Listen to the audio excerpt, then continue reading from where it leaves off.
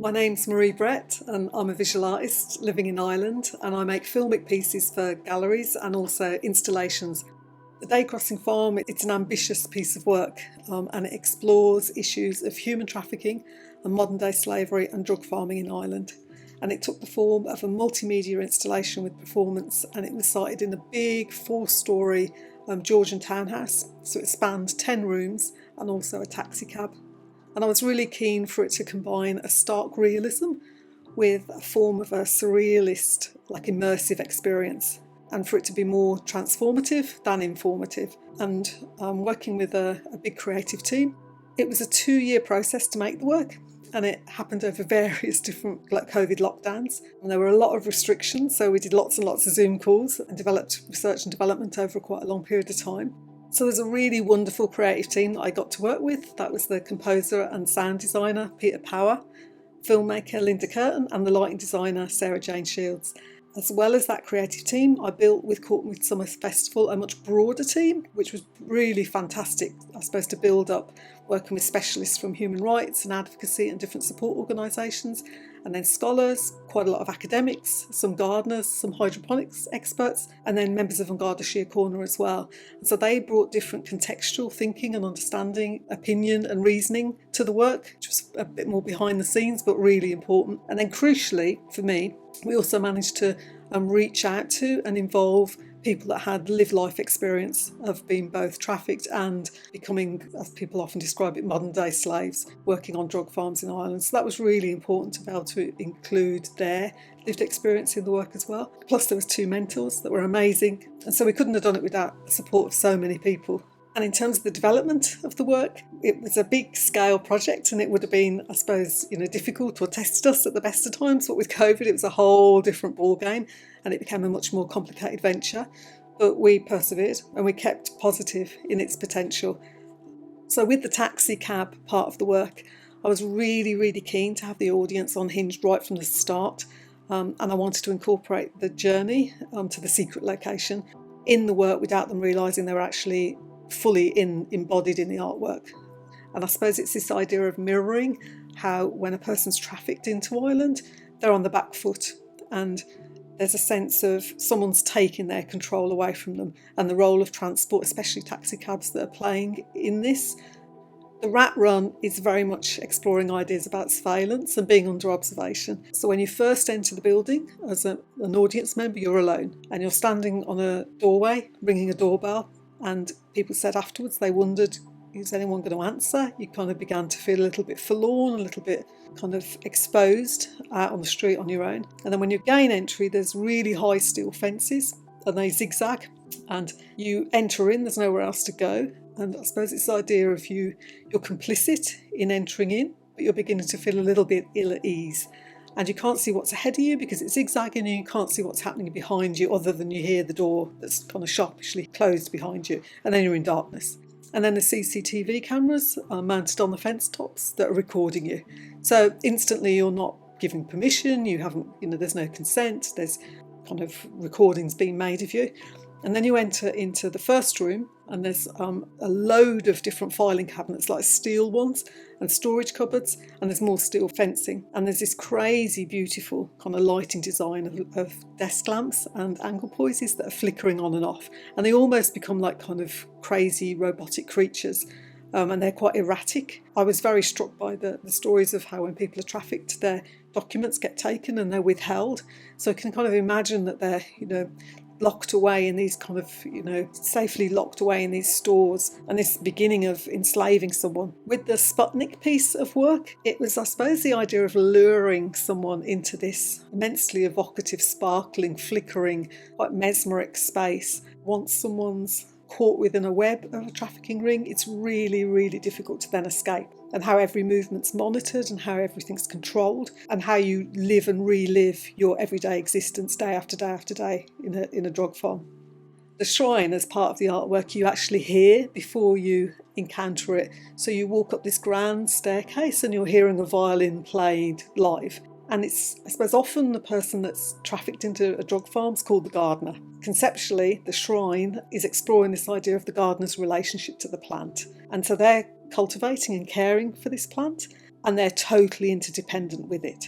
When I spoke to people who had this experience, they were very much talking about how the survival of the plant was intrinsically linked to their survival. The Cram Room is exploring ideas of human cost. So it's a very small room crammed with items, particularly chairs, and it's looking at this idea of disposability and how like a human being is expendable and ultimately replaceable, and the cheapness of human life in an enslaved experience, and this idea of realistically one human's being piled on top of the other and many more will be piled on again.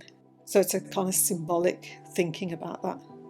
In the opera singer space, there was a real opportunity to start thinking about the co-narrative between being both a victim and a criminal at the same time. So especially in drug farms, we're really interested to explore this. It's a really brilliant opportunity to think about, okay, so if we were to collaborate with an opera singer who potentially voiced the enslaved person's story based on media reports, what's the potential for this?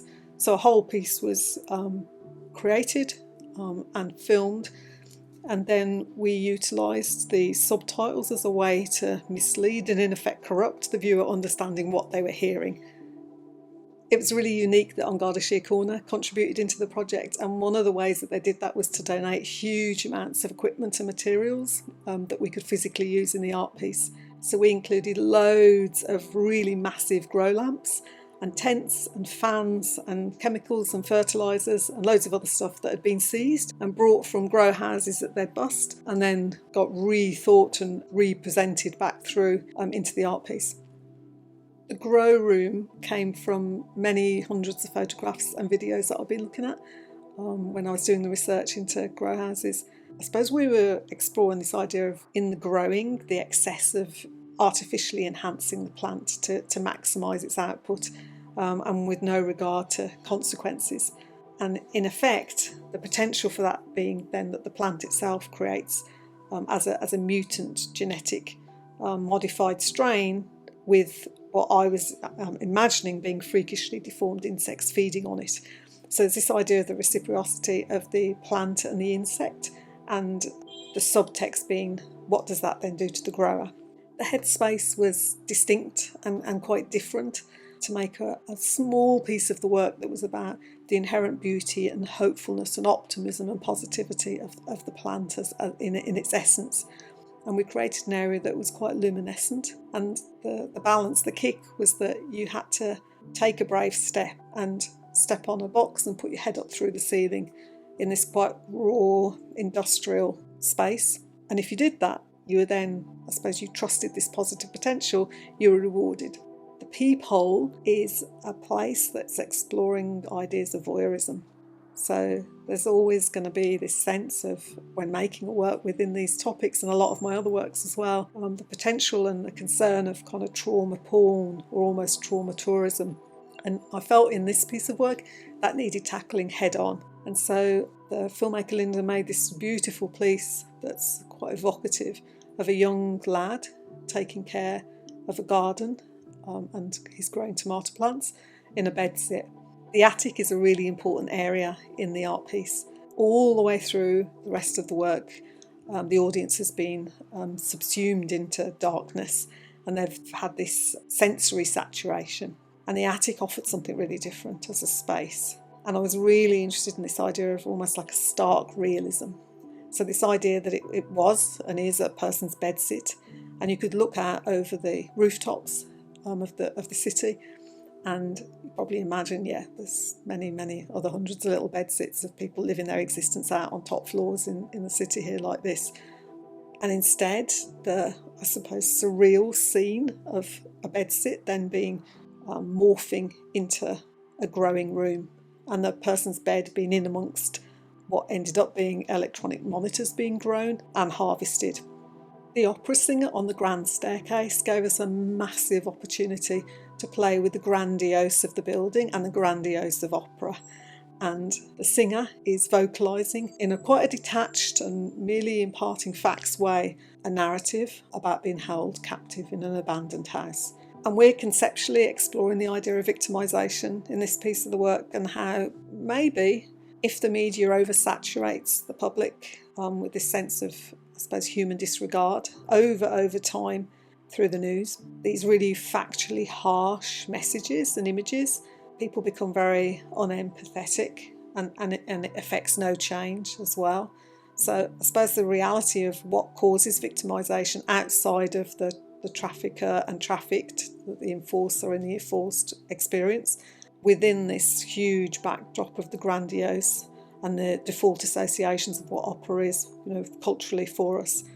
In leaving, it felt really, really important that the audience were left with a little bit of uncertainty as to whether in effect, the piece had been completed. And the one little, I suppose, nugget that we wanted to try was that when they then left the building and you stepped out, then across the street, a very, very busy road, there was a taxi parked, and it was the same taxi as that person that brought you, and that person was eyeballing you. And then if you caught eye contact, they drove away quickly. So I suppose this idea of, the cyclical nature and the complicity and the activity being in totally plain sight was really important to leave that thought with the audience. So this is a massive project to undertake. And so conceptually, it's kind of weighty and it's layered. And in terms of production, it was a really big build, and I was leading a big team. And then to throw all the concerns and the considerations of COVID as well. So I'm really indebted to a really fantastic team who worked with me, and too for the very many support organisations for all their contextual inputs, and for Cork Midsummer Festival's, I suppose, trust and vision in commissioning me to lead the piece, and also to the Arts Council and Creative Europe programme and Cork City Council for their investment in our ambition.